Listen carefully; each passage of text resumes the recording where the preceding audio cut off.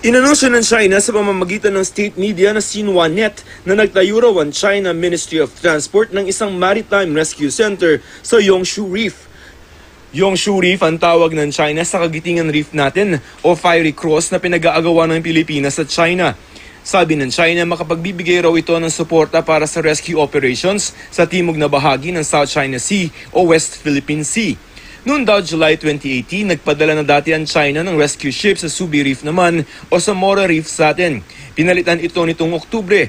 Sabi ng China sa nakalipas na 6 na buwan nakapag-rescue daw ito ng 16 na tao, 2 barko at nakapagsalba ng $1.7 million na halaga ng ari-arian. Nang tanungin ng Malacanang tungkol dito, sabi ni Presidential Spokesperson Salvador Panelo, maybe we should be thankful. I share the sentiment of Secretary Delphine Lorenzana that could help seamen in distress in that area. It can help everybody. ang problema pinag-aagawa ng nasabing lugar at posibleng hindi lamang simpleng paglalagay ng isang rescue center ang ibig sabihin nun. Sabi ni Supreme Court Associate Justice Antonio Carpio, sa halip daw na magpasalamat, dapat daw magprotesta ang Pilipinas.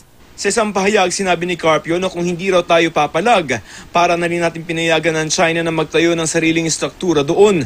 Ibig sabihin, kinikilala natin na may karapatan ng China na okupahin at gamitin ang Fiery Cross Reef.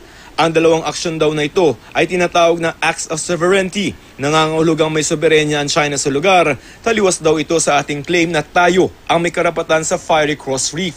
Sabi ni Panelo, hindi pa nakukumpirma ng gobyerno kung nagtayo nga ang China ng Maritime Rescue Center. Hindi pa alam ni Panelo kung humingi ng permiso ang China para itayo yun. Sana raw rescue center lamang talaga yun. Dahil kung hindi, pwede daw maghain ng diplomatic protest ng gobyerno. Anything that will go against the present claim